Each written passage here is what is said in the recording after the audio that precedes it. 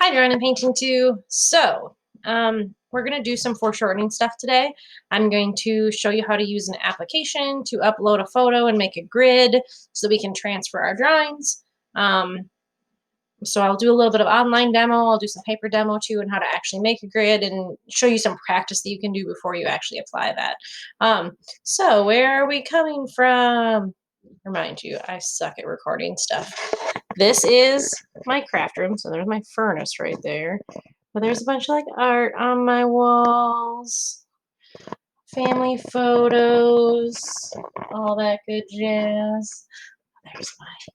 Here's the baby. So this is my desk. And then behind me, a bunch of rocket stuff. Max's desk. Penny's desk where she'll do her homework. Some more kid artwork and old artwork. Oh, wow, I'm really good at using this camera. So I'm going to go through a photo editing thing that you can use on your phone or whatever device you have, whether that's a Chromebook or a laptop, iPad. I'll show you how to use it on the phone too. And then I also have a step-by-step instruction thing that I'll be attaching.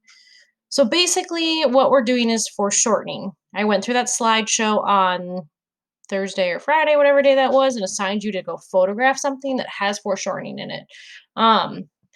So remember, that means like something receding really strongly in the distance, like my fingers look really big compared to my hand, or like something really going far away, like, oh, here's my leg and there's my foot so far away. Remember, it doesn't have to have a person's face in it. There were some examples in there that don't. So, but it does have to be a portrait. It can't just be like an object in the house. It has to have a person in it somewhere. But it doesn't have to highlight a face if that's something you want to go for. So I'm going to turn my document camera off here real quick. Now, what I'm going to be showing is a video on. So what you're going to do is go to pixlr.com. So that's pixlr.com/e/. So there's two different versions of Pixlr. One is Pixlr E and one is Pixlr like something else. I don't even know what it's called. But you want to make sure you're going to Pixlr E. This is just a free editing application. You don't have to download anything. You do not have to log in like it says on there. All you have to do is go down to Open Image. So you're going to click on Open Image down here. You're going to find an image, and you can do that off your documents, your desktop. If you're on a phone, it'll just ask you to upload from photos. So I just happen to have a picture here of Max when he was little down at the beach. It is good for shortening because his feet look really tiny compared to his head. Like his face, and so his feet are like receding off into the distance. So there's like something strong coming at you from the photo. So it looks compressed basically. So this is a good image to use. So now what I'm going to do is I'm going to go to another window and I need to find a grid to put on top of it. You have to make sure the grid is transparent. See in the block over here, down here where it says grid image PNG and it says transparent background, that means you can see through it. You'll watch me copy and paste one and it's not, so you'll see what not to do. 5x7 is like the minimum size grid you want to put on there for the size of paper we're using. You can search 5x7 or you can just find another grid and stretch it out, which is eventually what I'm going to do on here. So I just searched grid PNG on Google. Super easy to do. And again, you can do this on your phone or on your laptop, Chromebook, iPad, whatever you have available. So watch me click on this one like I'm stupid. Right click, Mason. And then I'm going to copy it. I'm going to go back into Photo Editor and I'm just going to hit Control V. That will put something else on top. Oh, but look, it's not transparent. Delete that. Go back in here. And then I found another one. Oh, look at it. Copy image. Paste it. Ah, still not. So delete that guy. Then I went back in and took just the 5x7 off and just searched for a PNG. And that seemed to work just fine for me. I found one. Did I find one? Grab this one. Copy image. Look at me go. I'm so fast. Keep going, Mason. Yep, you already right-clicked it. Good job. This is why I don't do Miss Hample's job. Pasted that on. So now I'm going to line it up. Oops, not what I meant to do. Line it up in the corner. I'm going to take these corners and I'm going to stretch it out. So I have roughly a 5x7 grid on there. So see, I'm going to stretch it out a little bit farther. And then I'm going to make sure that grid starts evenly in the corner. So I'm going to move that grid back down. And this app like helps you line stuff up. So I've got 5 by roughly 7. That's going to be much more easy for me to transfer onto my paper. So then I can click save. So I'm saving this as my example of my grid. I'm saving it as a JPEG, but you can save it as a PNG, whatever you want to, as long as you can access this again to look at it. So now I can just open it and I see Max and I see the grid. So then I'm making sure that I'm saving it on my desktop or in your folders, whatever process you're going to be using for saving stuff. I did also make a document that you can use. Let's see, picture in picture. Nope, not what I want to do. Escape. How do I get my camera back? Camera. Enable webcam. I'm back.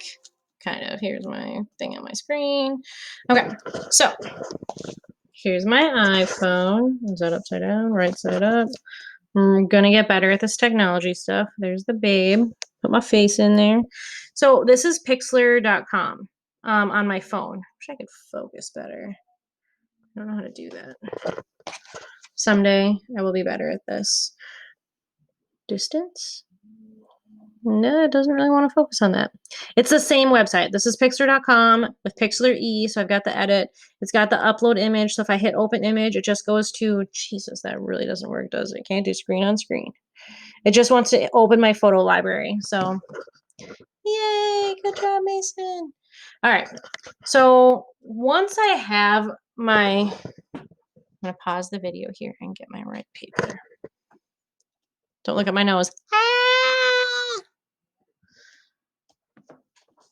Okay, so we got some paper here. This is just a practice grid. I suggest before you go on to a larger sheet of paper where you're going to have like minimal material, because I only give you so many in your packages, that you practice this on a small scale. Not required. If you want to like just go all home, like go big or go home, you can do that. But I gave you an image that is a foreshortening practice sheet. So you can practice gridding this and gridding paper and transferring it, or you can straight up just practice from your image that you've gridded, whatever you want to do. So this is going to be a smaller version of what you would do on large paper, but it's the same process. So what I'm going to do is I'm going to take a ruler here. You need to use a ruler to make a grid. It is super important that your grid is properly made. Otherwise, when you transfer from your image, you're not going to be doing it right. So we made a 5x5 good moves, a 5x7 grid onto Max's face. So what I have to do on here is also make a 5x7 grid. Because this paper isn't quite 10 inches, my grid is going to, I can't do 2-inch grid. So let's see if I'm like at all good at math, which I'm not. So if I did 1.5 inches, 1, 2, 3, 4, 5. So I can get by doing 1.5 inches by 1.5 inches grids on this small paper as a practice. You will be required for your final one that you're going to turn in that your grids are at least 2 inches by 2 inches so that you're making this enlarged enough that you're going to be able to draw it well. Smaller is not easier when you were drawing detailed pictures. Larger is better. So what I'm going to do is this is just, again, a practice, just to practice doing proportion and transferring an image. In your pencils, you should have gotten 3 pencils. So you have a light, a medium, and a dark. So likely you got a 2H, an H, an HB, or an F as your light, a 2B as your medium, and then either a 4B and a 6B as your dark one. So to do your grid, you want your 2H. That's your lightest color, or that's your lightest pencil, and you want to draw your grid as light as possible because you're going to erase it later on. So to do my what are these guys, verticals? I'm going to start with my ruler at the end. Rulers don't start, gosh, it's so hard. Why didn't these things like, hello, focus. Where am I in focus? Like right about here. This ruler doesn't start on the end here. Make sure that you know where your ruler starts. This one starts like a millimeter in. Some rulers do start on the edge, but this one starts here. So make sure that you're noting that when you're going to your paper, because if I have this on the edge of my paper and that's not where my ruler starts, I'm already going to mess myself up. So I want to make sure I'm lining that up. I'm going to gently mark 1.5 inches.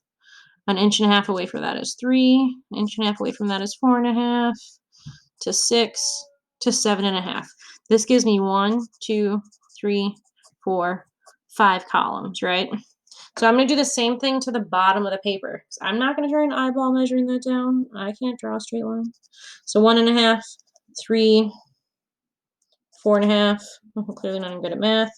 7.5. So now what I'm going to do is I'm going to take my ruler, go to the edge of my top line. Well, that's number 1, not enough. Find the edge of that line and the edge of this line, and just really gently with the side of my pencil, make a really light line. Like you can barely see it in this image because I'm making that line so light. You do not want to try to press down hard with your pencil, because if I draw a line and I like push with the tip of my pencil and I push really hard, that pencil mark is exponentially darker than those other ones, right? So much darker. That is going to be way harder to erase. So again, just like as gently as you can, make your grid. So now I've got my 1, 2, 3, 4, 5 columns. This one I'm just going to disregard. Like this has nothing to do with anything. So now my paper here, I have to stick with 1.5 inch grids. So when you're choosing your paper that you're going to work on, you need to make sure that you can fit however many grids you had. So I had a little bit less than 7 on there. So 1, 2, 3, 4, 5, 6, 7. I can still fit 7 on here. So I'm going to start at make a line at the top of my paper because I don't really have a line up here. Just make a straight line to start from, and I'm going to measure from there. So I'm going to start with 1.5, 3, 4.5, 6, 7.5, 9, 9.5. Do the same thing again on the right side, just like I did for my columns, for these sideways columns, whatever you call that. 7, 9. All right. And again, I'm going to line those markies up. Gentle. Sometimes it's hard to remember not to draw so hard. So just like remember, gentle, gentle, gentle. By doing this, I will be making perfect squares, which is what I have on my reference image. Again, you can't make like 1.5 by 2s. You can't make 2.5 by 3s. They have to be square, no cubes, okay? So if they come out looking like rectangles, something's going on. Okay. So now I've got 1, 2, 3, 4, 5, 6, 7, a little bit extra down here. I should have wrote this over here. 2, 3, 4, 6, 7. This is actually a drawing space here, and this is a drawing space here. But now I can look at my reference image and start to draw from it. So now I can use either, if I'm practicing, I can use either my image like I have up on my screen here of Max, or I could go through and grid out this practice one. So this one I've gridded out to a 1 by 1 inches so that I have 5 by 7, and I'll be enlarging it to 1.5. Or I could look at my computer screen and I've got on here 1, 2, 3, 4, 5, 1, 2, 3, 4, 5, 6, and a little bit less than 7. So say I'm going to draw Max as we see up there. I'm going to try and turn myself so you're not upside down as I'm doing this. Maybe you can kind of see. So if I'm looking at Max's image, in the first corner, all I see is so in grid 1 by 1, all I'm seeing is the kayak and like Penny's crazy little arm coming in here. So the next one over is where starts his head. So if I'm working under here, and this is a grid space here, which I shouldn't have written on that too, his head comes around and just barely goes into this next grid here. So you can see that I'm leaving this little corner here open because that matches where that next grid is. So on grid, oh, this is actually grid 1 here, 2, 3, 5, 6, and just a little bit of 7. Perfect. So if I'm in over, oh my gosh. Yeah, so this is 1, 1. Okay. Sorry, my brain is working good.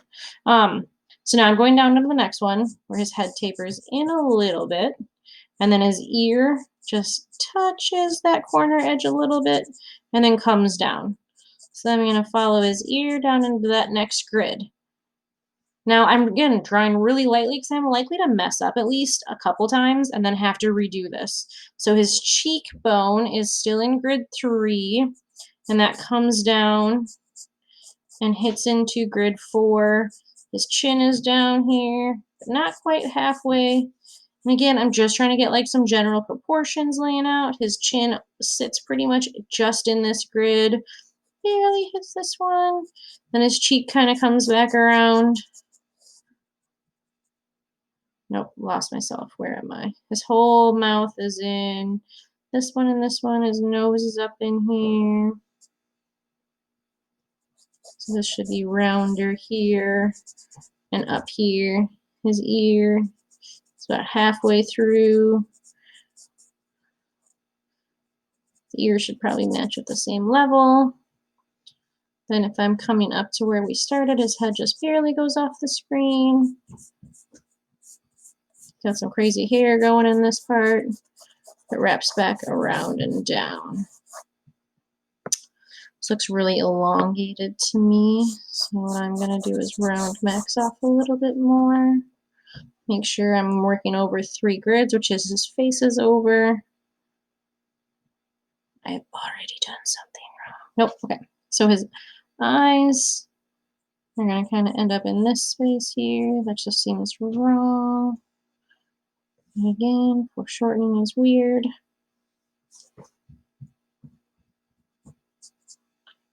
So, some ways to check your work, okay? So here's what we have so far for Max's head size and shape.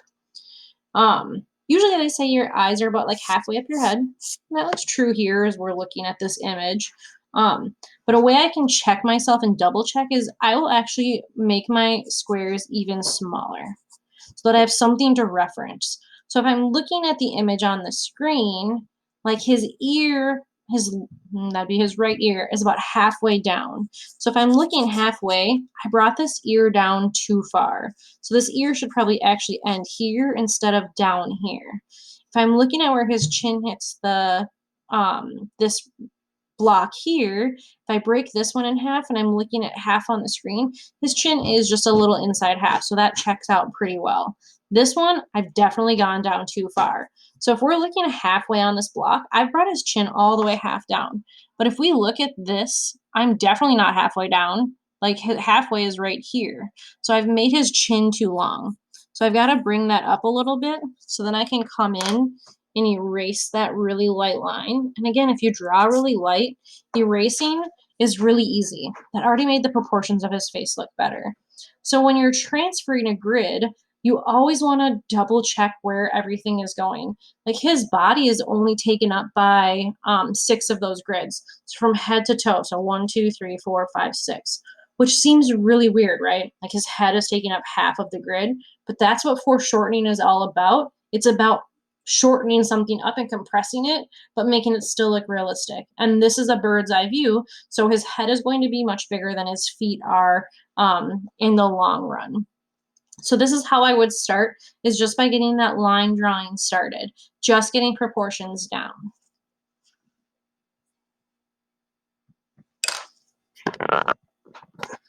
All right, so what I want for you to do today, Monday, the something, let's see, Monday the 14th, you're going to upload your picture onto Google Classroom for your reference points. That gives you some points. I've already turned some back to students that didn't have actual foreshortening in them, so I made them retake them. So turn that in before you start actually working on the assignment, because if you grid something that's not foreshortening, it's not really going to help you out. I mean, I guess it's good practice, but you need to have that assignment turned in because that's due Monday. Then do Tuesday, or what I want you to work on Monday into Tuesday, is getting your grid onto your image. I will have you turn that in on Wednesday, and then start gridding the proportions out like I did here. So whether you're going to do a practice one first, which I encourage, it's always best to practice before you just like dive in the deep end. But it's up to you. So whether you're going to do a practice size like this just to make sure you have proportions right, like we won't actually shade on something like this. It's really just to get the proportions correct. You can use the reference one that you have in your kit, or you can use the one that you have on that you've made your grid into. So again, Monday, make sure you have your picture turned in. Start gridding your picture once I return it back to you and say that, hey, that's an A-OK picture. And then make your grid on your paper. So I won't have you physically turn an assignment in on Tuesday, but I will check in with you on Tuesday again. And sorry if this video was long-winded. I love you, bye.